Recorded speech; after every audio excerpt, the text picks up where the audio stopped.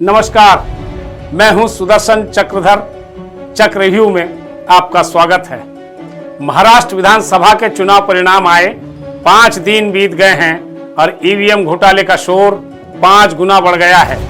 क्या वाकई महाराष्ट्र में ईवीएम घोटाला हुआ है?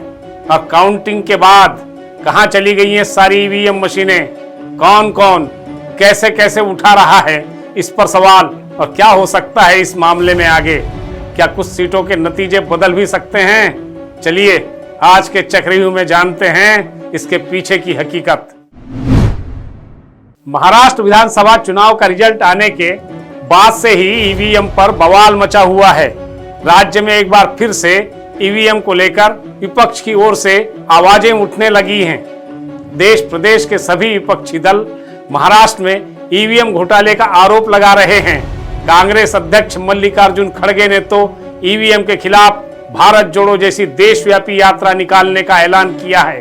वहीं एनसीपी सुप्रीमो शरद पवार ने वकीलों की टीम तैयार रखने को कहा है, जबकि शिवसेना यूबीटी के मुखिया उद्धव ठाकरे ने अपने सभी हारे हुए उम्मीदवारों के साथ बैठक करके उन्हें तुरंत ईवीएम के खिलाफ याचिका दायर करने कहा है। उद्धव ठाकरे ने फैसला किया है कि जिन मतदान केंद्रों पर ईवीएम छेड़छाड़ का शक है, वहां पर 5% वीवीपैट के रिकाउंटिंग की याचिका दायर की जाएगी।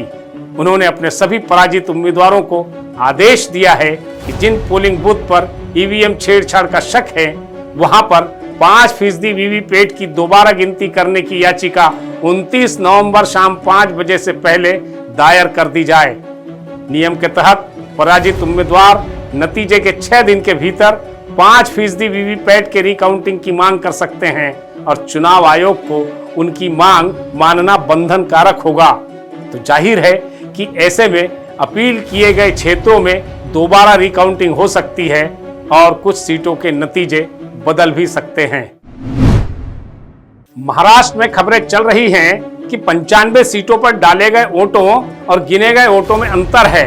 करीब 76 सीटें ऐसी हैं जहां कहा जा रहा है कि गिने गए वोटों की संख्या डाले गए वोटों से कम है और 19 सीटें ऐसी हैं जहां वोटिंग से ज्यादा काउंटिंग हुई है।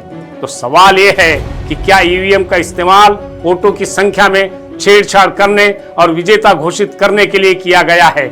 इस पर कांग्रेस प्रदेशाध्यक्ष नाना पटोले ने भी सवाल उठाए हैं। यह व्यापक चर्चा का विषय है। इस मुद्दे पर उचित चर्चा करने और इसे सुलझाने के बजाय इसे नकारना चुनाव आयोग की क्या आदत बन गई है? क्या यह लोकतंत्र की हत्या नहीं है? उधर सुप्रीम कोर्ट में ईवीएम को लेकर एक पीआईएल खारिज की गई है। निर्वाचन आयोग के पास भी यह मुद्दा उठाने पर वह खारिज कर देता है। ऐसे राजदलों के साथ ही अब जनता भी सवाल उठा रही है। तो क्या इस पर चर्चा नहीं होनी चाहिए? मगर सवाल है कि इस पर चर्चा करेगा कौन, क्योंकि इस मुद्दे पर लोकतंत्र के पहरेदार ही हैं मौन। अब सवाल है कि वोटों की गिनती के बाद ईवीएम मशीन के साथ क्या हुआ है, उन्हें कहां रखा गया है? कुछ ने तो आरोप भी लगा दिया कि उन्हें गायब कर दिया गया है। बहुत से लोगों को लगता है कि वोटों की गिनती के बाद इन ईवीएम मशीनों को अगले चुनाव की तैयारी में लगा दिया जाता है, मगर ऐसा नहीं है। मालूम हो कि मतदान समाप्त होने के बाद इन मशीनों को सील किया गया, फिर इन ईवीएम मशीनों को स्थानीय स्ट्रांग रूम में ले जाया गया। स्ट्रांग रूम में परिंदा भी पर नहीं मार सकता, क्योंकि यहाँ इन मशीनों को कड़ी पुलिस सुरक्षा में रखा गया था।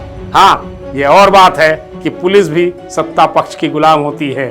तो फिर सवाल है कि वे ईवीएम मशीनें आज की तारीख में कहाँ हैं? इसका जवाब है कि मतगणना के बाद इन सभी ईवीएम मशीनों को वापस स्ट्रांग रूम में ले जाया जा चुका है और वहां उन्हें 45 दिनों तक सुरक्षित रखने के आदेश हैं। ऐसा इसलिए क्योंकि अगर किसी उम्मीदवार को दोबारा काउंटिंग करवानी हो तो उनके पास निश्चित दिनों का समय होता है। 45 दिन गुजरने के बाद इन मशीनों को निर्वाचन आयोग के गोदाम में भेज दिया जाता है। उसके बाद ये मशीनें फॉर्मेट कर दी जाती हैं और नए चुनाव के लिए काम में लाई जाती है। आज के चक्र रिव्यू में बस इतना ही। अगली बार फिर करेंगे किसी नए मुद्दे पर मुलाकात। नमस्कार।